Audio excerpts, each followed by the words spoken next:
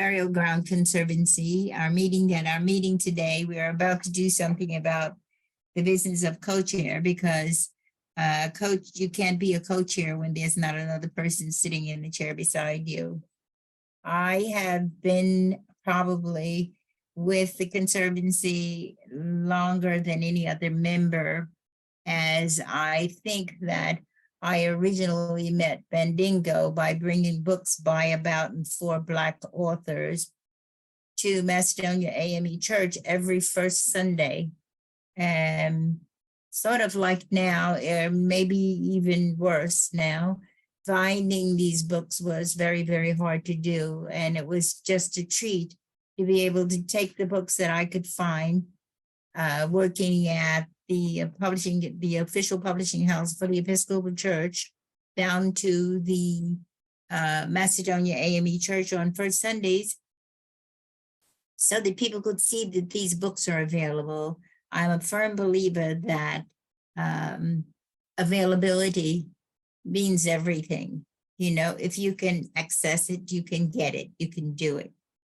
At any rate, the burial ground that we're talking about was purchased by the town of Flushing in 1840, and it has gone through many names. It was purchased at first as the Poor Burying Ground, simply because in 1840, most of Queens was farmland and developing, and this little purchase that the town of Flushing bought was for those people who did not attend a facility, a church that had a burying ground or a cemetery of their own. And while it went through many changes, and the last known name that's in print as of 1919 was the Colored Cemetery of the Old Town of Flushing. When the research was done for some of the names that were there, it had several things listed. And town ground was usually the most often used. But at any rate, in 1840, this is where most African Americans and or Native Americans were buried when they deceased. It is also a land that holds some people that were not African American or Native American, simply because Flushing went through a period of plagues in the early 1800s that were bad enough to just kill people right off. And the churches that did actually have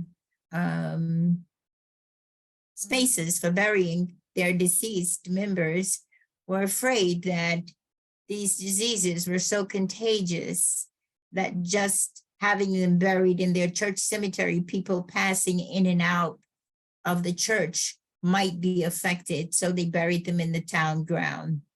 And so we were able to find, as of this date, you will find, if you go there, at least 399 names of the people that are buried there. You will find that most of them will have a date that says from 1890 to 1898. And that is because New York City did not keep records of Native Americans and African Americans before 1890. And any records that may have belonged to families, and of course they never came forward. But we got those names working with Professor Thayer at his public history program that he has. These students were absolutely wonderful, and they got very involved.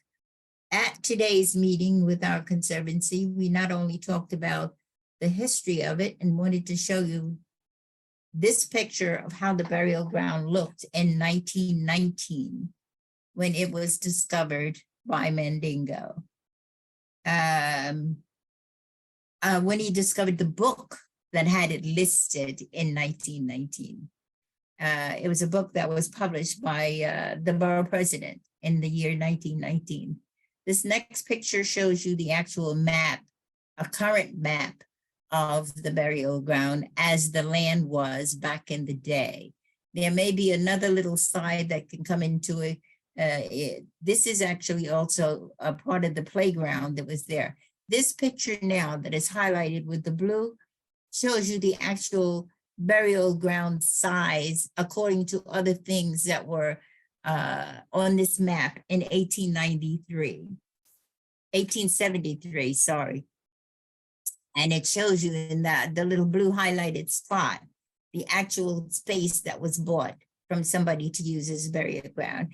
And if you look to my right, you'll see the space that became Flushing Cemetery, which followed in 1850, I believe. But that is to give you some idea of what we were working with all these years. And this was long before any Flushing street grids had taken place. And if you look there, you see that at the street that runs through Flushing Cemetery, by Flushing Cemetery and the burial ground says Queens Avenue. That was what it was called at the time.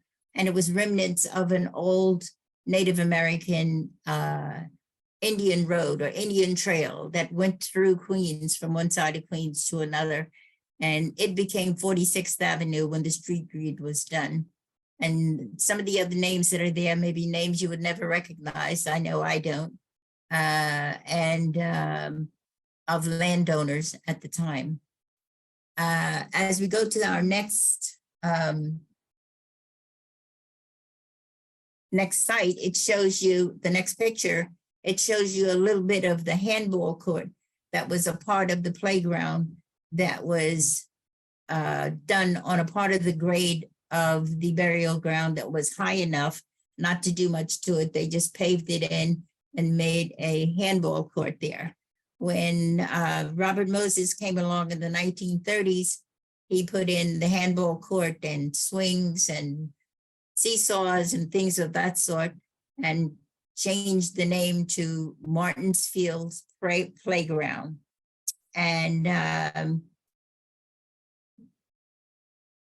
it was never looked after Parks Department. Going back a little bit, I want to be able to tell you also, when the cemetery was there and it was active, it was supposed to be taken care of by the New York City controller. It wasn't. And then it was handed over to Parks, and they didn't take care of it either. And when Robert Moses came along and saw the development of Flushing coming along, he paved over it and made it into a playground. The discovery of it was Mandingo attending a funeral at Flushing Cemetery and going by little bits of history that he had heard along the way. And he asked the people in the cemetery offices if they would play the chimes while they were waiting for the people who were to escort them back to the spot of interment for the person they were burying. And they didn't have that any longer. They no longer had that. Instead, they had the conversation. He had to wait anyway. He asked him, listen, let me ask you, have you ever heard that that playground across the street was once a cemetery? And they said, oh, we can do better than that. And they went in the file cabinet and brought out that book that was printed in 1919, Private and Family Cemeteries of Queens. And there it was, the colored cemetery of the old town of Flushing, and the beginning of his passion to take back this land for those that are still resting there, just paved over. And I think that Sally can tell you, we have some more of these pictures of Mandingo and Helen Marshall. But before I leave, let me shout out to District 20. It says 26 there. No, that's artists. That's a different story. That's an article about something else. But let me shout out to Council District 20. They have been behind the reclamation of this cemetery from the very beginning with Julia Harrison, who introduced Mandingo to City Council. And after that, John Liu, who really brought it to fruition in our first memorial ground. And after that, Peter Koo, who believed, just as John and Julia did, that this was a place to be respected. And it continues right now with Sandra Ung. And I won't leave the borough presidents out because that borough president that's in this picture by Mandingo, Helen Marshall, is the woman who gave the first $3,000 toward buying 4 headstones. That was all we ever asked for. We didn't ask for a 1.6 million memorial ground. We asked for 4 headstones and have all of the playground removed. The rest is history. 25 years later, we now have this memorial there with names on it of the deceased and a beautiful land still under the Parks Department. We still have some fights, but we have people who work with us. The Borough President Marshall, Borough President Melinda Katz, and New York Mayor Bill de Blasio. So I'm turning it over to Sally now, and she can give you a little more. And here's a picture of Chief Little Fox of the Matinacocks, who has worked with Mandingo before me towards bringing this to fruition. And thank you for listening. That's our new memorial right there.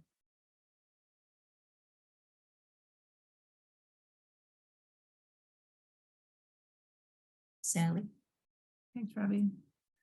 I'm going to start sharing my presentation now.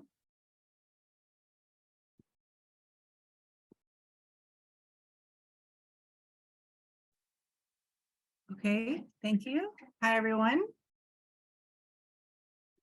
Sally, we're not seeing your presentation yet. Oh, right. Yes, I've got to thank you for noting that. I have to, I guess I'll stop and restart. Stop. And I'll start again. I think it's this one. Is you see? Old Town of Flushing Burial Ground in the logo? Yes. Okay, great. Thanks. Thanks for, I forgot that I had to select. So hello, everyone. My name is Sally Maharas-Hammond, and I'm a board member of the Conservancy, and I truly appreciate being able to contribute to the recognition of the burial ground as the sacred and historic site it is. I see the site as a microcosm of American history, a public burial ground holding the entombments of mainly African American and Native American people. And this site is also a place of burial for those affected by the 19th century epidemics by way of mass burials, something we can all appreciate with our recent pandemic and discussion of mass burials on New York City land. Additionally, as Robbie has mentioned, the cemetery was paved over while the interred remained. And in that way, this site is connected to the overarching scope of American history, as the paving over of the cemetery has also happened to many Black and Native American cemeteries across the nation. This paving over is literal as well as figurative in history, as many people are unaware of the longtime presence and contributions of Black and Native Americans in Flushing and beyond. A burial ground with majority, trying to move my screen. Thank you. A burial ground with majority African American and Native American interments means that Flushing was at that time a community of Black and Native American people. There would be no burial ground for the natural cycle of life if there was no community. African Americans have lived and continue to make community in Flushing, Queens, and have for centuries. The area has been known for many different cultures and communities over the centuries. Downtown and Main Street, Flushing is currently a cultural destination for all of NYC. What we should also know is that the area continues to be an African American community, known historically by this burial ground, the Lewis Latimer House, the Ebenezer Baptist and Macedonia AME churches, to name only a few. There are many references to African Americans in historical records in Flushing, and here I feature just a few. Now, the Old Town of Flushing Burial Ground is now a reclaimed space, and others across the country have been reclaimed as well. The way many of these reclamations occurred is through familial and community knowledge of the African-American lived connection to the area. Someone knew or someone heard, just like Mandingo Tshaka investigated, that a space had been a burial ground for family, friends, or neighbors. These connections have led to inspired action by many persons to reclaim these cemeteries. After Mandingo founded the Conservancy by way of action, inviting civic officials to conduct ground penetrating radar, confirming the interred indeed remained, because at the time it was still a playground and there were plans to redo the playground. And that's when Robbie mentioned he was at that funeral and found out that this site was indeed an African-American and Native American burial ground. Robbie, Henry and Aileen Euler, Beverly Riley, Erica Brasoy, and Eddie Abrams worked for recognition of the site with Mandingo. In 2006, the inspired action of these Conservancy members paid off with the unveiling of a new contemplative space recognizing the site as a burial ground. And there was signage letting people know that, what the history of the site, that up to 1,000 people still remain and remain during the time that the site functioned as a playground. And here we see the caissons that traveled from the African-American burial cemetery in Manhattan to DC and back. They made a stop at our burial ground, the Old Town of Flushing burial ground. And then here we see a close-up of the caisson. So the cemetery is connected at the national and local levels. So after the original unveiling of the contemplative space, in the 2000 teens, the Conservancy applied for and received official historic status both at the state and national levels. The Conservancy continued to focus on the replacement of the 4 marble headstones that were destroyed during the Works Progress Administration paving for a playground. In 2017, Beverly Riley garnered the attention of Mayor Bill de Blasio during a town hall meeting in Flushing. This is also when I was introduced to the Conservancy and enjoyed their momentum. The mayor's office, BP Melinda Katz, and Peter Koo all made it possible to create a monument featuring the etchings of the 4 headstones for the once beautiful marble tombstones that had stood at this very site. On the top of this memorial wall are the known names of the interred, hundreds of people. Additionally, we have now established an online presence helping us connect to other reclaimed cemeteries, as well as the descendants of those interred, as we list the names on our site and on the memorial wall. And as a matter of fact, today, through our email, we received an inquiry to purchase 2 plots at the cemetery. We are responding, letting the writer know that this is no longer an active cemetery. The reclamation did not occur without challenges from some neighboring residents who wanted the site to continue as a playground. Many new residents have come to appreciate the beautiful space over the decades. Many new people who have moved in come to appreciate the beautiful space in front of their homes and agree on properly honoring those buried at the Old Town of Flushing burial ground. Speaking of collaboration, Conservancy board member and founder of Green Earth Urban Gardens, Maureen Reagan, has for many years held volunteer efforts for cleanup, recognition, and maintenance of the site. Conservancy members Eddie Abrams and Erica Brasoy also maintain a physical presence at the site, visiting and cleaning up throughout the month. Queen's Memory, as you will hear from Lori, has contributed to the rich history of the site by way of oral history and other projects. Queens College, as you will hear from Professor Thayer, has connected with the site as a place of graduate course study 3 times. And the site has been the focus of an incredible artist, Alexandria Smith, whose exhibit on the burial ground was featured at Queens Museum. Community member Ashok Ramsaran helped initiate a successful street co-naming, changing part of 45th Avenue to Old Town Burial Way. 46th Avenue. And that happened just recently, very recently. We're still celebrating. Many local politicians from the 1990s through today have added to our strength and momentum. And as Robbie Garrison has so discerningly said, this site is a New York City first. We have taken this space and reclaimed it in a successful manner. And it's really the first of its kind for Black and African-American cemeteries in New York City. And I would like to end with this poem, which was created in the 1970s, and it's for all cemeteries. And I feel it's very poignant and succinct, and it says exactly how we want to portray the site. Lives are commemorated, deaths are recorded, families are reunited, memories are made tangible, and love is undistinguished. This is a cemetery. Communities accord respect, families bestow reverence, historians seek information, and our heritage is thereby enriched.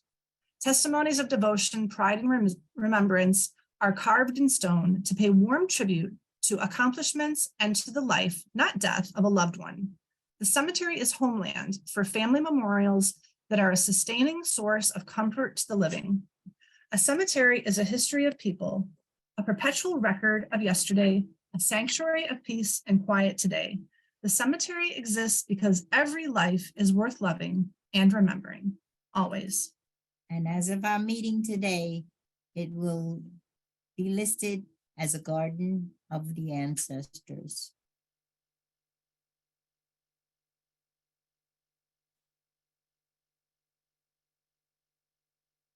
Thank you. Great. I think I'm up next. Thank you so much, Sally and Robbie. It's always an honor to work with you and the Conservancy since we have begun our collaboration in 2016. Again, I'm Jonathan Thayer. I'm from Queens College. I'm a professor in the Graduate School of Library and Information Studies. And primarily I teach students who want to become archivists. And so they're interested in the preservation of cultural heritage. And in Queens, we have just down the road, the Old Town of Flushing burial ground. And so in 2016, we decided through the Queens Historical Society actually connected us to the Conservancy to take on work to preserve local history. And it's been quite the journey, and it continues. And I'll give you some happy news about our latest iteration of the class that was offered this semester. And we're grading final papers and projects now. Grades are due tomorrow, actually. So, but I'll save that for the end. I gave a version of this talk in 2016. I was a PhD student at the CUNY Graduate Center in Manhattan. And a lot of it, revisiting the text, I was struck by how much of it is still true, especially regarding public libraries. And we're going to have Lori Wallach speak next from Queens Public Library. But the central role that public libraries play in all of this can't be overstated enough. From 2016 to 2013, we saw the site move from I don't want to say disregarded, overlooked site of cultural heritage to a place that had city investment of $1.6 million, right? And now we have this beautiful memorial there, which is a testament to the advocacy of the Conservancy over several decades. So we're here to talk about the burial ground and about the amazing Conservancy that came together more than, I don't know, 25, 30 years ago, Robbie, to fight for proper preservation, recognition of the burial ground.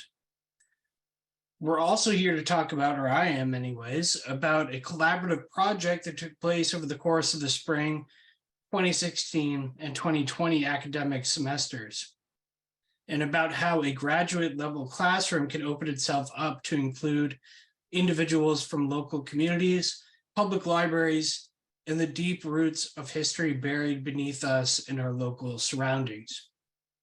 So this isn't specific to Queens or Flushing. This is happening everywhere.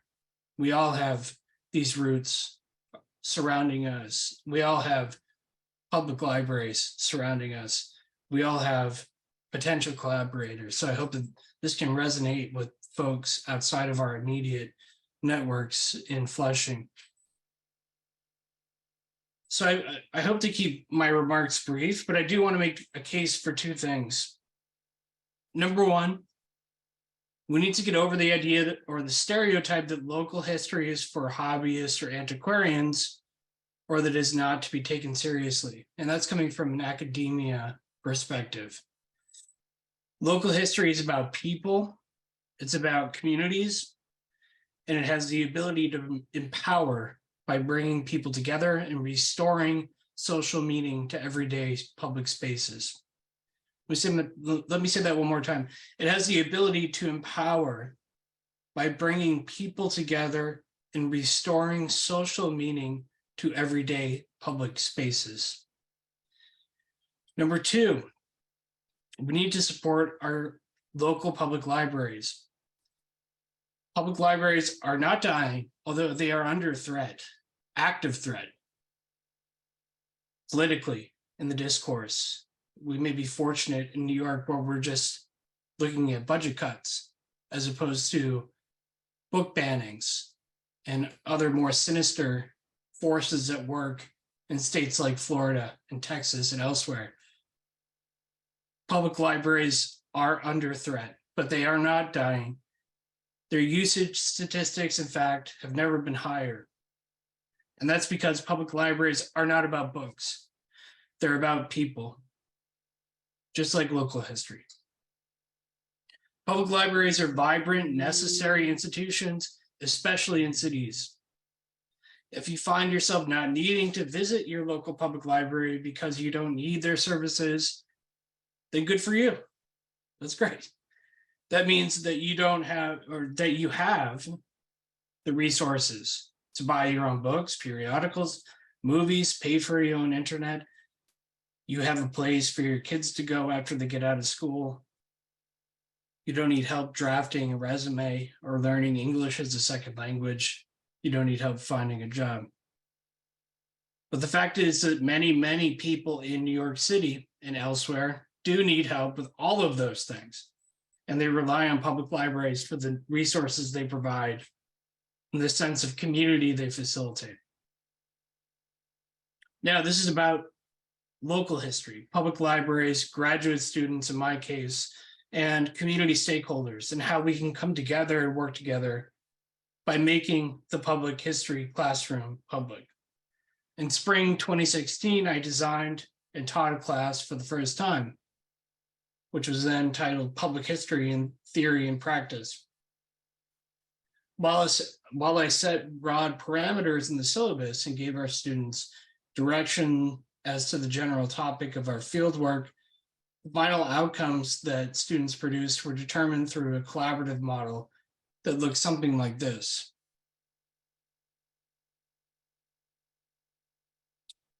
If I can find it.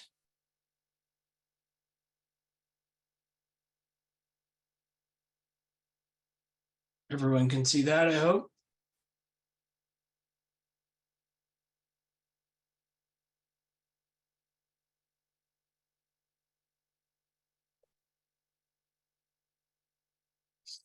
Give me 1 second.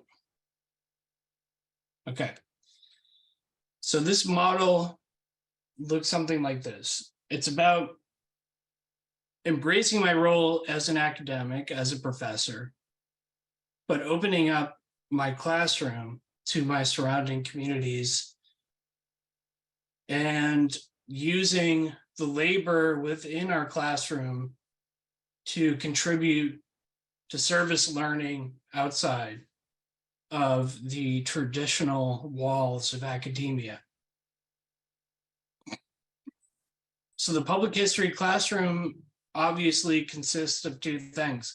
One is the instructor, being me, and two are my students, my graduate students who I teach at the Library and Information Studies School, which is a graduate program with students who are really phenomenal and are on different career tracks, but in general, they want to be librarians and they want to be archivists. They want to engage in the preservation of cultural heritage. So I'm very fortunate to be in the space that I am professionally, because we can harness this space in different ways. We could do the traditional lecture, take notes, midterm exam, blah, blah, blah. Or we could think a bit more creatively about what's possible within these academic spaces. And so thinking creatively and imagining what academic spaces can look like involves bringing in collaborators. First and foremost are our community stakeholders, the Conservancy. Robbie and I have worked together since 2016. I'm forever grateful for her energy and willingness to work with our students, to inspire our students, and to ultimately contribute and co-produce outcomes that have contributed to resurrecting the history of this site that is, by the way, less than a mile from our campus. Queens Historical Society, which is also located in Flushing. Queens Historical Society connected us with the Conservancy initially, and we none of this would have happened without them. Other stakeholders, the AME Church in Flushing, the Shinnecock Nation, the Matinecock Nation in Flushing, and their representatives and their investment in the site. Basically assembling all of these stakeholders and getting them on board for a project that really produced some outcomes that are tangible and meaningful for both our classroom, but more importantly, our community stakeholders. The second node in this presentation are public libraries. So I just spoke about public libraries, enormously important. Queens Public Library is a huge system. And Lori, who's going to speak next as a representative of Queens Memory, it's a community-based digital archive that was invaluable in not just doing the work, but also publishing it, getting it out there, making it possible for other people to engage in what our students were producing. So public libraries, again, are essential nodes in the sort of matrix of public history, of local public history. If you're going to do local public history, go to your local library. That's where things happen and get preserved and distributed.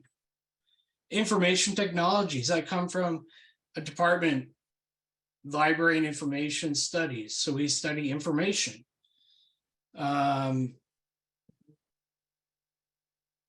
And that involves a lot of things, but if you focus on digital records, digital archives, social media, these are all tools, again, not just to produce work for assignments in the classroom, but to distribute those assignments and make sure that they have an audience, that they're received and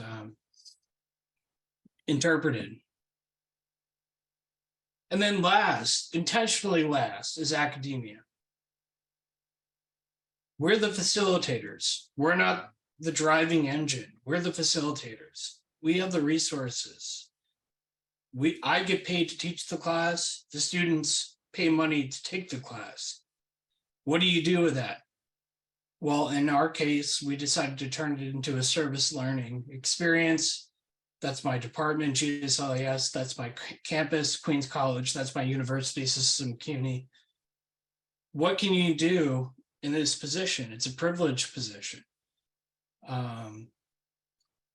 And in our case, we decided to turn that outward and work with the Conservancy so that we can produce outcomes that will lead to advocacy and ultimately what we see now at the site with the memorial.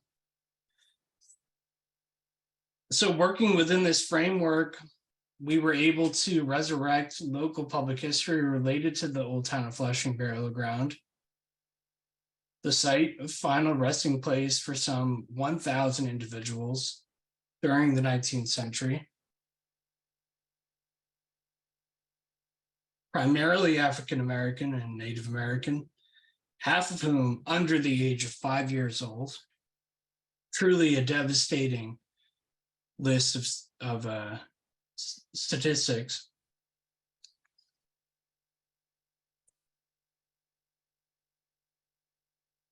And what ultimately we produced wound up on the Queen's Memory website. So under results, we had students who conducted oral history interviews. I know Lori's going to talk about these interviews, so I'll leave that for her.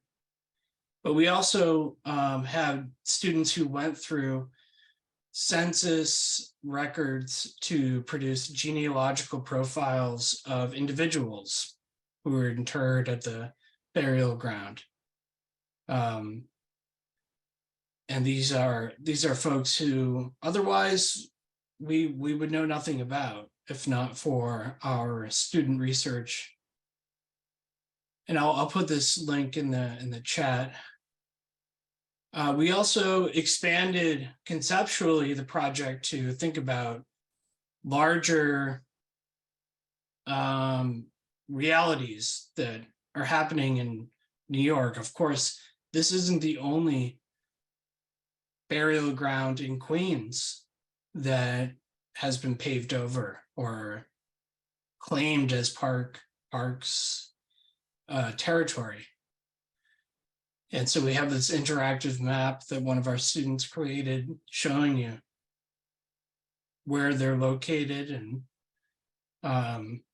the state that they're currently in. In a lot of ways, we're lucky. We really, we really came out on a positive note when the city donated money to this park, to this burial ground. Many of these sites receive no funding and are still overlooked. We also looked at how-to guides for landmarking burial grounds. We have students who have done deep analysis of the death records associated with the burial ground to give us a sense of who exactly were here or are here.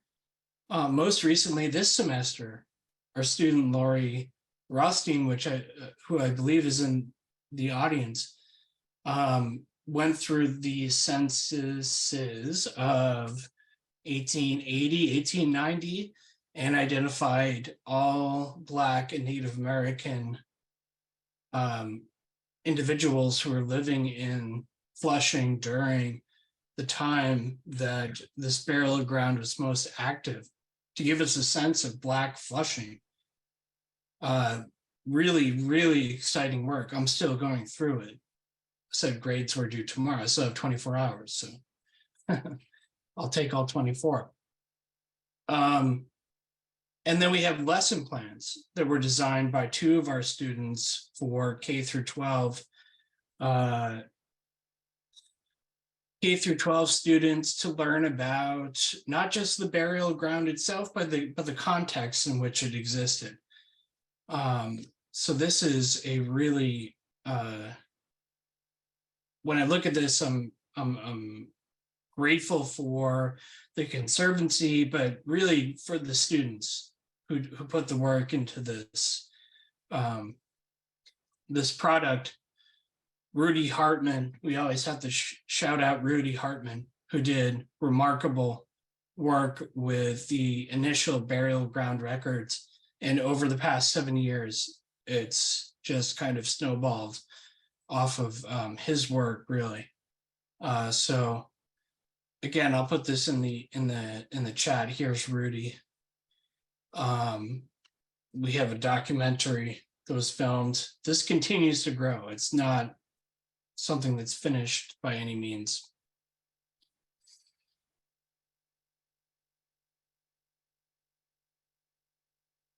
So I'll share one more thing and then I'll wrap it up.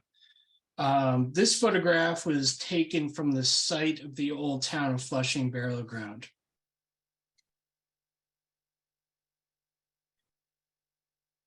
Now, as we've discussed, it's maintained as a city park, but it looks out directly at the gates of Flushing Cemetery.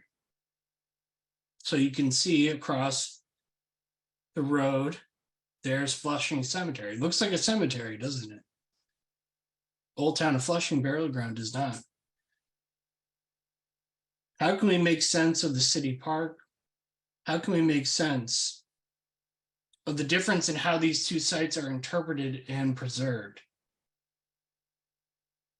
What do the tall black gates and carefully groomed grounds across the road tell us that the rough landscape and open paths of the burial ground do not? How can we reckon with the weight of history under which these differences have been crushed into being? Those are the questions that we've tried to address in our classes at Queens College. And with the help of the Conservancy, I think we've come to some answers. So thank you very much. I'll hand it over to Lori with that.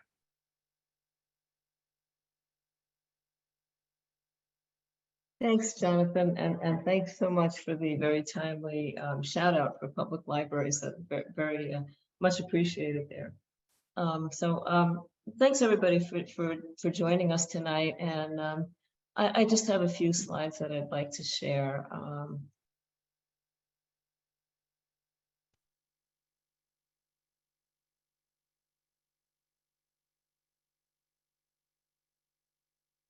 Just give me 1 minute here.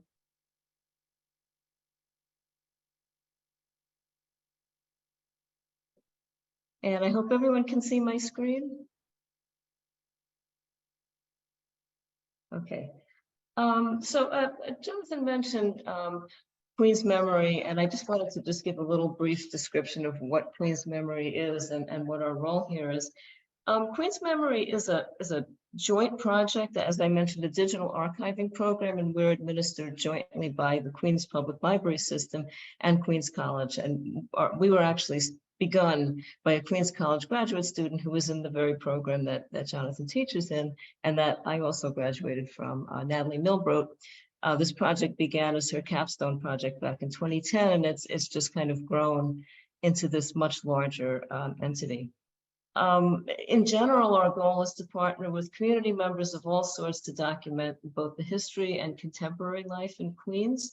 We make it a point to try to reach out and find those communities and those stakeholders and residents who are not usually reflected in the official historical books. So we're always looking for new people to work with and new communities and organizations.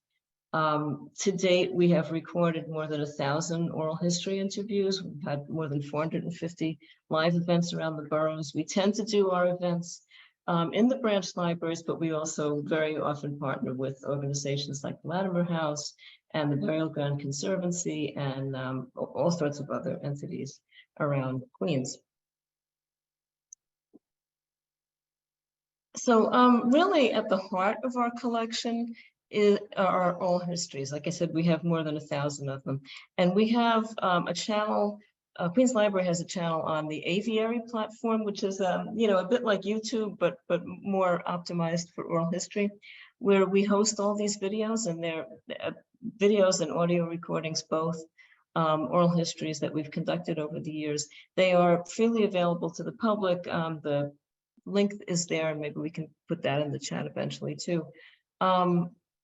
where these oral histories have been collected as a result of collaborations like the one we're talking about today, but also just regular folks just contributing interviews with someone in their family or someone in their neighborhood. They really come from all different sources. And it's a very rich collection, constantly growing. So I would encourage anyone who is interested in that to check that out. As we've been talking about, we started collaborating with Professor Thayer's classes in 2016, and then again in 2020, and this is hopefully going to be an ongoing collaboration. My role as outreach coordinator, as I mentioned, I'm at Queens College as kind of a facilitator between the Queens Memory Program and anyone at the school who would like to work with us, whether those are individual students doing research projects or classes like Professor Thayer's. When I was brought into this, and I was very, very intrigued by this history because I knew nothing about this site, so I was learning along with the students. My primary role in this was to facilitate the students in whatever way that I could. Some of them wanted to conduct interviews and had never done oral history interviewing before, so I provided them with some training, and in some cases, the recording equipment to do those interviews. We talked a lot about metadata collection, which is, as they're doing the interviews, to collect enough information about the person they're interviewing and the context of the interview, so that can go into the library's collection and give some context to the interview. And also the very important documentation of consent, so that people who are being interviewed understand and give permission that their interviews are going to be made public, that they will be publicly accessible, but that they retain all the copyrights and rights to their own material. So the way that Queens Memory works and what we did with the student materials is that all of those materials are being preserved on the servers at Queens Public Library, which are pretty safe and secure as far as preservation, but they are also made publicly accessible, like I mentioned, through that aviary website, also through, some of it is on the Queens Memory website, which we just saw the project page, and also some of the photographs are available in the digital archives of Queens Public Library. So there are a number of ways that those are being shared with the public, and but still being preserved with the library itself. Professor Thayer mentioned that in the 2020 class, some of the students did a series of oral history interviews with members of the Conservancy, and they put together I think it's a 10-minute video documentary. I just wanted to show a short clip from that, which shows several members of the Conservancy Board speaking about Mandingo's role in reclaiming the burial ground. I'm going to play this, and if anyone has trouble hearing or seeing it, please do let me know. So Mandingo was very interested in it, and he was wondering why wasn't it still a cemetery? It was a playground with a wading pool and that kind of thing. And he did a lot of research into it, and he found out that it was a burial site, and it was very upsetting to him. And then he told us he would like us to be on the Conservancy to help reclaim it, rename it, and make sure it gets refurbished. What Mandingo did had not been done with any other site that was turned into a park. It was like New York City growing. It was New York City growing. You may have a cemetery here, but this is no longer going to be a cemetery, and it's our land, and we're taking over, and they just made it into a park. All of New York City is like that, a lot of the Bronx. All the places that were previously cemeteries, they didn't have a Mandingo fighting for them. In, I'd say, 2002, my son was in 5th grade, and he had to do a school project on interview someone in your community who's lived there a long time. So I said, okay, most of the kids, they'd interview their next door neighbor or their father. So I said, why don't we interview this person that I keep seeing on in the news all the time, Mandingo Tshaka. So he came over to our house and he gave a very good interview with my son, and they hit it off very well. And you know, we found out a lot about what it was called Martin's Field at the time, and how it was a playground at the time, kind of a decrepit looking playground, but and how that it can't be called a park because it's a cemetery. People are buried there. So Mandingo, So that documentary was done in 2020, and you notice that the board members are all talking about Mandingo's pivotal role. Unfortunately, by the time this class took place in 2020, Mandingo's health was compromised, and he wasn't able to participate with the students in the way that I'm sure he would have liked to. But fortunately, in 2016, in the first iteration of the class, Mandingo was very much a participant and played a very active role in that initial research. And one of the students from the class did a very in-depth interview with both Mandingo and Robbie. And I know Robbie kind of told the story before of how Mandingo came to discover the history of the burial ground, and that is actually the clip that I chose to play. So I would just like to play that so you can hear that story in Mandingo's own words. What year did you then get involved with Martin's Field, and why, if you were working on the issues in Bayside, how did you discover this was an issue? Well, I was chairman of the Macedonia Men's Day. And again, people dropped words. One of us, we had nothing to do with what I want to say. Someone said, Jay's got relatives buried in the park across the street from the cemetery. I heard, I didn't hear. And then later on, another fellow said, the name is Bun. I heard that. And then still didn't move about it. And so then the Matinacock princess passed away, and the service was at Macedonia. And when we got to Flushing Cemetery, it was raining, and we arrived late, and the grave diggers was out to lunch. So I remember when I was a little boy, my grandmother used to visit a family. Do you know where Flushing Cemetery is? Mm-hmm. Okay. So where the office is, about 2 blocks down, there's a house on the right, there's a gas station there. And we used to visit there, and I used to hear chimes from Flushing Cemetery playing hymns, which I knew in church. And we were sitting out there for this last funeral I'm talking about.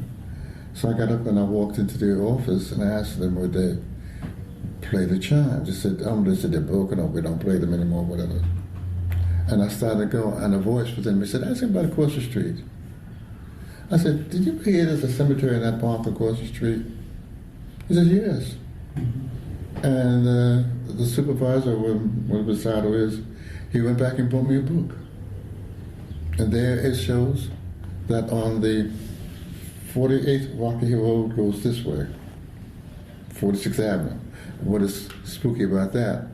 I was born on 46th Avenue in Bayside, and it comes down to Francis Lewis and disappears. But when you get to Flushing Cemetery, it picks up again, 46th Avenue. But anyway, I get chilled. He bought a book, and there it was, The Colored Cemetery of Flushing. And it had 4 headstones. And then that caused me to go to the library in Jamaica. And like the woman was sitting there waiting for me, I said, do you have any information about the Colored Cemetery of Flushing? Didn't know what I was doing. Sister, reach up on that shelf and get this man a cardboard box. And I went, and then all this information was, it's just like this. It's amazing. I got chills all over me. It's just a calling that I have from a higher authority. Oh yeah, that was really nice to get that story in Mandingo's own words of how he came to discover the history of the burial ground. He mentions that he was doing research in the Queens Public Library in Jamaica. He's talking about the archives room there specifically. And during that same semester, the spring 2016 class, two other of the students from that class were doing their own research in that archives room. And as fate or luck would have it, they happened to notice this Native American man who was doing research at the same time. And he turned out to be Chief Little Fox, who has also been involved with the site from the beginning. And by introducing themselves to him doing the research there, they got him involved in the project, and he also did an oral history interview. And I just wanted to play a short clip also from his interview. He is speaking here not so much about the Old Town of Flushing burial ground, but he's speaking about African-American and Native American burial that was at the site of the Macedonia AME Church, also in Flushing. Let me see. Just play that.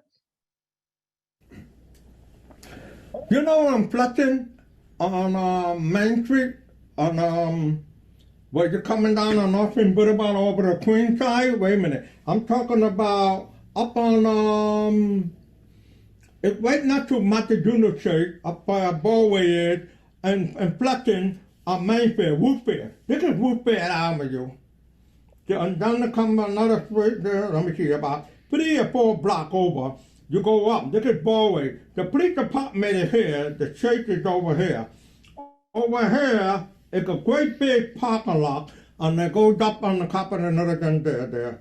That parking lot, that used to be the Indian burial ground. There was other people who was in that area too. But they dug up all the Indians. Some of them, they put it in another graveyard, but the rest of them, they threw it down. In the Macedonia, where they built the church, down in the basement, they found an African burial ground down in there too, in the church, in Flushing. They have what they call it, when they were building the church, when they were digging down in the ground, they found African body, you know, with the canes in, and they're clay, the African clay people there. And they also have Indian people buried there. And then at the same time, they have other people there, but it was more like Indian and African and every time. They made it into a parking lot. Yeah, so as Professor Thayer mentioned, there, the Flushing burial ground is certainly by no means not the only place that this took place. And there is a lot of history yet to be uncovered and yet to be rectified. So we're grateful to the students who got these interviews. And what year did you then get?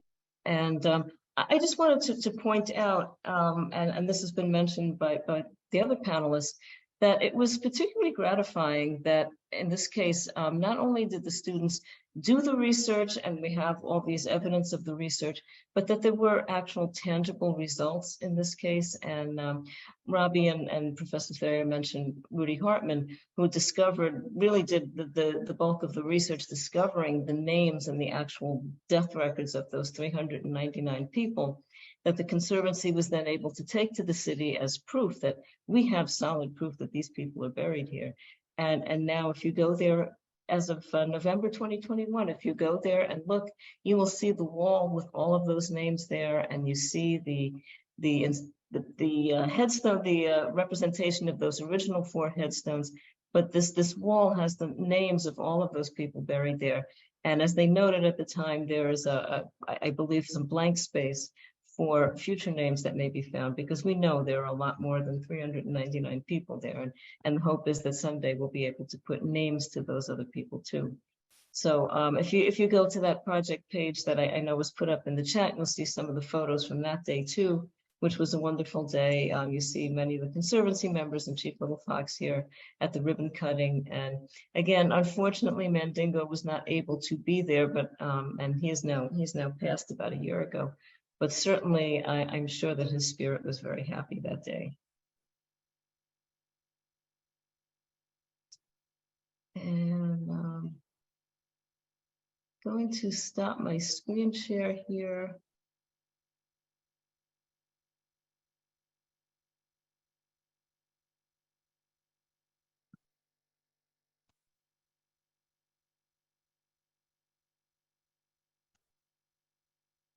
I'm sorry, are you still seeing my screen share? We're still seeing it. Okay, just 1 second, I'm sorry. No worries.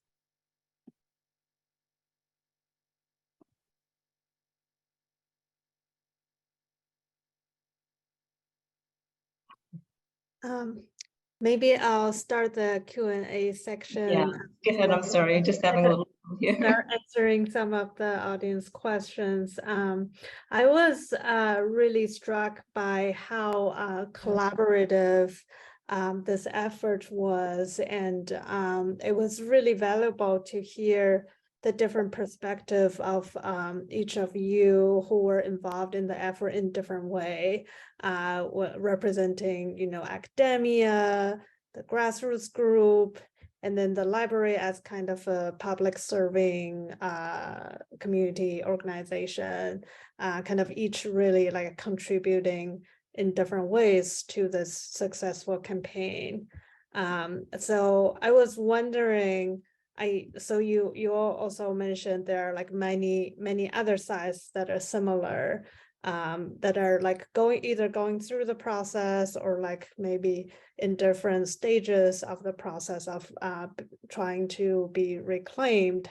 Do you have like any advice to other sites and any lessons that you'd like to share? I'd like to go first and speak on that. Don't at this point believe that this has happened for us, that now you can go and just get things done. This is New York City government we're talking about here. And this is the Queens Parks Department, New York City Parks Department, that all of these spots, for the most part, have been turned over to.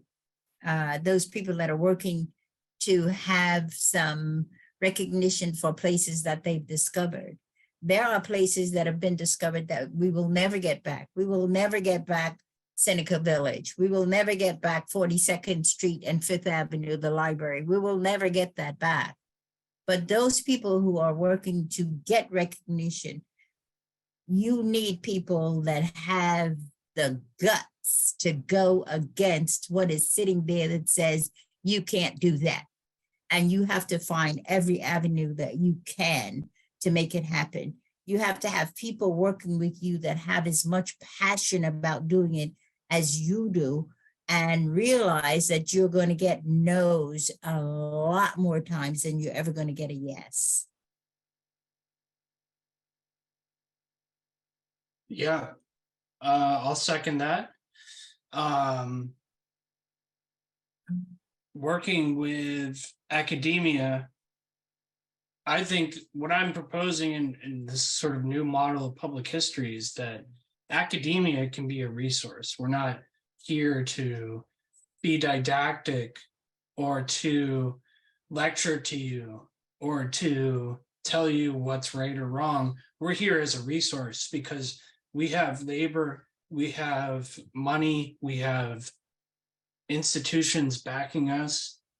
And so from my perspective, we can be a resource, but that requires a class, students, professor, etc., that's willing to collaborate.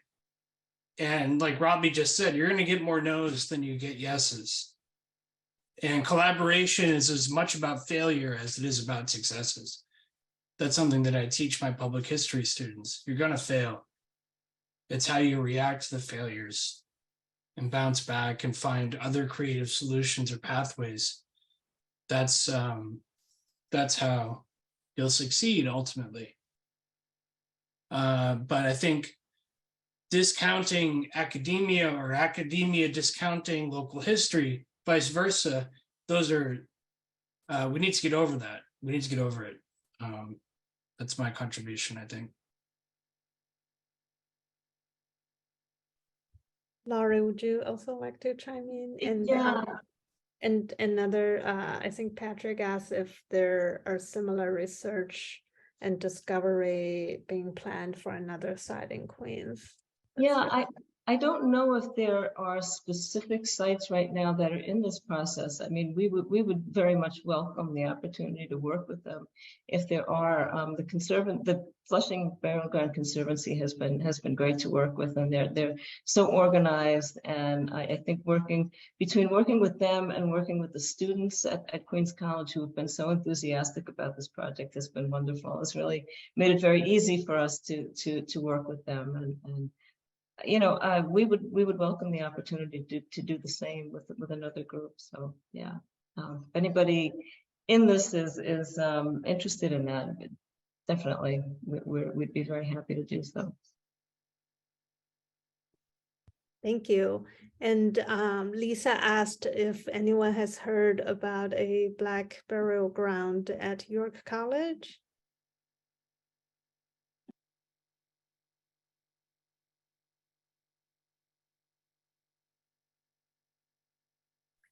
It sounds familiar. Yeah. Go ahead, Go ahead. Jonathan, go Go ahead. ahead, Robbie. No, go ahead. It's my understanding that the Native American burial ground that is still existing there, you can actually see there's a location that is there that has not been bothered. You can see that it really is still a burial ground. That's Native American. However, the African American part was treated pretty much like our burial ground, and just, I don't know what they did there physically with the grounds and with the interred, because that's not been a part of my research. But I do know that the existing part that you can see there at York College that still exists as a cemetery is the Native American part. And I think the group is called NAGPRA, the Native American group that Protection Act. these burial grounds. Yes, I think it's called NAGPRA. I believe they are the ones that were instrumental in making sure that that part was not touched.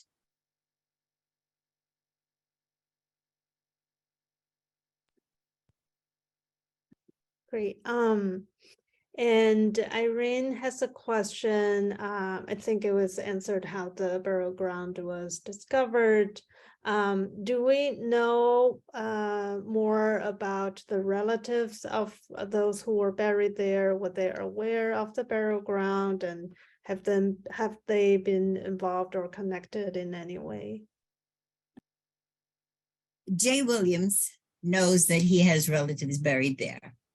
But we are talking about a period of history, not just New York history, but a period of history and people who had no power.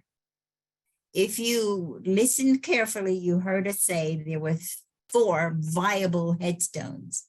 That does not mean there were not other headstones there. It means that there were 4 viable headstones. These were headstones that were marble and did not deteriorate. Of course, the families that buried people there had some markings, but with weather and things, we're talking 1840, 1850. We're not talking 2020. So the families that were there were people who migrated from places where they could come and live free and be treated as a person, as opposed to an enslaved entity, or Native Americans who were being driven off their land and incorporating themselves into American life. But you're talking about people who did not have power. And that's why you don't have people coming forward and saying, but I had a relative buried there. Or was there even anyone else there in Flushing at the time other than the person who died?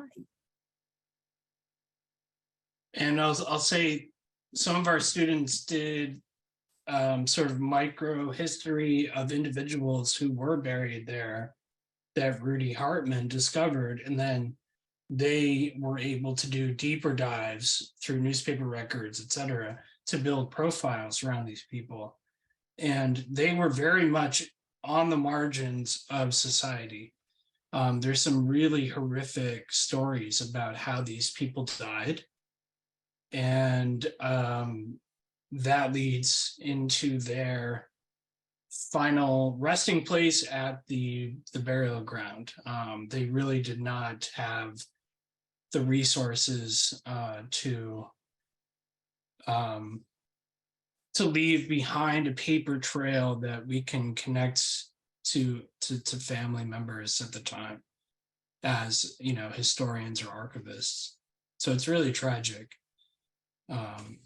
But those profiles are up on the Queen's Memory site, so we get a fuller picture at least of who these people were, in small doses.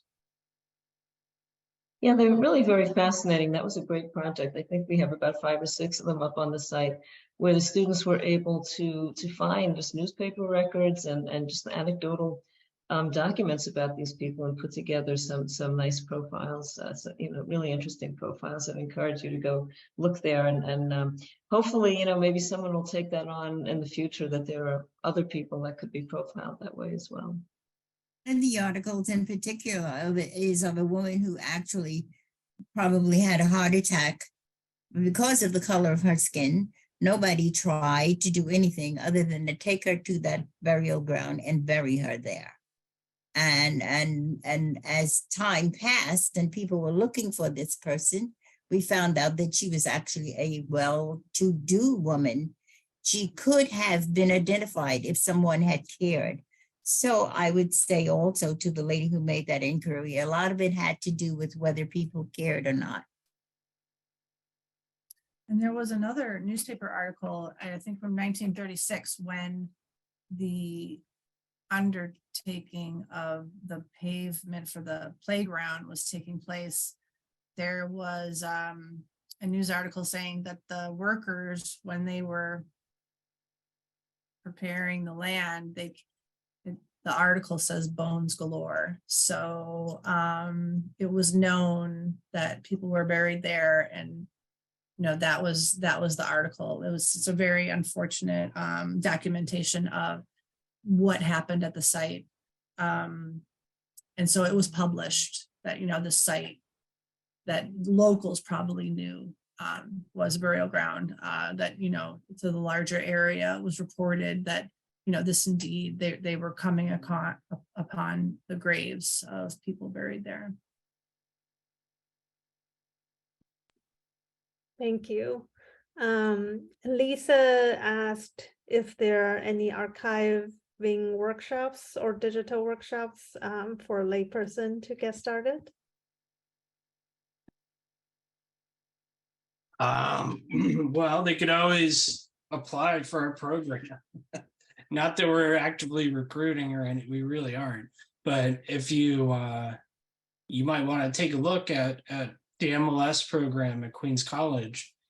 There are workshops offered by the Society of American Archivists that are one-off, full-day workshops that are actually quite expensive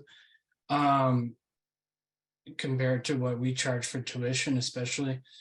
And there's continuing education programs by Archivist Roundtable, Metropolitan Library Council.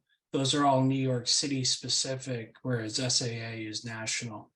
And I would add that Queen's Memory also, from time to time, we do some workshops with, particularly in the branch libraries, depending on what you're interested in, about digital preservation and scanning workshops and just different oral history interviewing. So depending on what you're interested in, you can check out our website. We have a calendar of events, and some, you know, if that's something you're interested in, we do some of those, and those are free, but they're introductory, definitely. Great, thank you. Another question from the audience. What happened to the bones that was buried in a chest in the basement of Macedonia Church when the building was destroyed? Leave that up to the people who tore down the church. And removed everything from that area. I would not know. I don't know that if Beverly, who is a part of our conservancy, knows this, because we were never a part of the demolition of the site. We were never a part of what was going to be going on there, so that would be maybe something somebody else might want to research and find out. I don't know if Macedonia has it in their records, but it might be something somebody want to search out. But that was never anything that had to do with our burial ground. They had their own cemetery. And when these cemeteries were being outlawed in the 5 boroughs, and the area where that cemetery was being developed for something else, the bones were dug up of those burials at Macedonia AME Church and put into that trunk and taken to Flushing Cemetery to ask them to please inter these bones en masse, whatever they are there. But because there was no identification that came with them, no paperwork that came with them, and remember, we're still, Irene, we're still talking about 1840, although it may have been a church that was there in 1811. It did not mean that there were Black people were astute enough to keep these kind of records in a safe place, or have a safe place that they may have been, that all of the families of those people that had been buried in that churchyard may not exist even.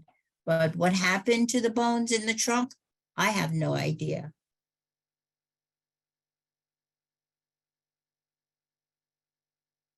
Thank you. And before we maybe answer the last question, I also wanted to ask you all, you mentioned the fight for the Flushing Burial Ground continues today. Can you share some of the ongoing work or fight for the burial ground? Yes, we had a meeting today. We're about to expand the membership of the Conservancy. We're going to open the Conservancy for expansion. We've been doing this for decades now, and we need people to believe in the site enough for it to be taken care of into perpetuity. We've already traveled to Albany. We've already done this, New York State and the National Registry of Historic Places. We've done all that. That's been done. But what we need now is for people to understand that the Parks Department will never care for that site the way we do. That will always be an argument. That will always be a fight. We were shown pictures at our meeting today, how the weeds are just as high as they've ever been there. That's supposed to be taken care of by Parks.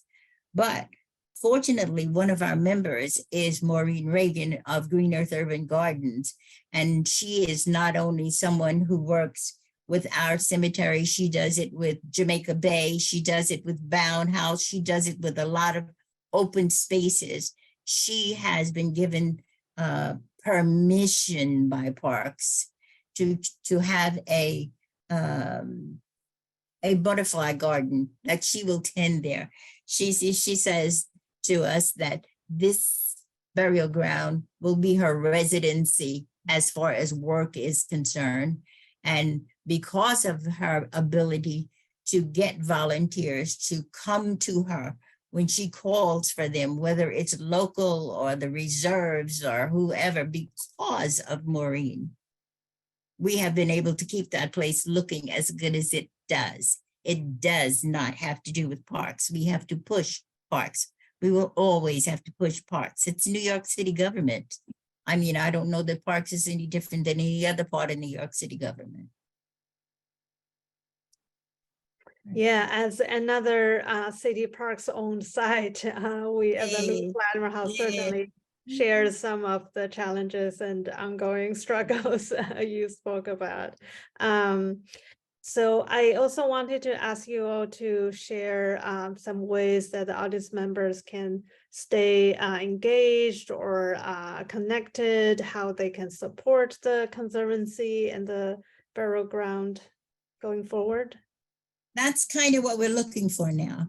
we have found out that there are many people out here that, while they may not have had the stamina that Mandingo had to pull us along with him to do this, there are many people out here that care, which is why we want to expand our conservancy so that into perpetuity, this space will be respected for what it is. And like the poem that Sally read, it is a cemetery. The fencing that was originally put there under John Liu, the spaces where the wrought iron goes into the concrete is now cracking. Do we expect that parks will come along and fix that? No, we don't. So that's a reason for us expanding the conservancy to have people who care enough to make sure that these things are reported to, that we seek funding for, and things of that sort. So we are constantly going to be looking for funding for projects that are capital and things of that sort. We still have the original memorial on another side of the park. We were, did I say park? I did. On another side of the burial ground. It's still there. It's lovely. The daffodils grow around it beautifully every year. So we want the place respected for what it is. Come and sit, read your book, study, do whatever you like. Don't walk your dog. That's one of our largest problems. The people of New York seem to love dogs more than they love children. And they will bring them there and walk them there. And sometimes they clean up and sometimes they don't. We would appreciate it for anybody who's listening to this that has a dog. Please do not bring your dog there. This is the same as Flushing Cemetery. You don't take your dog for a walk in that cemetery. Do not do it in ours. Thank you for sharing that. Thank you all so much. Before we wrap up, I just wanted to share the next event in this series. This is a new series we've been doing this year called the Black Historic Sites in Conversation. Flushing Burial Ground is the second featured site in this series. Our next series is in June with the Louis Armstrong House. The executive director, Regina Bain, will come speak about it. So I just pasted the link in the chat. And we also have a Juneteenth event coming up on the 17th, which Gail's asked about. So feel free to check out our other events coming up.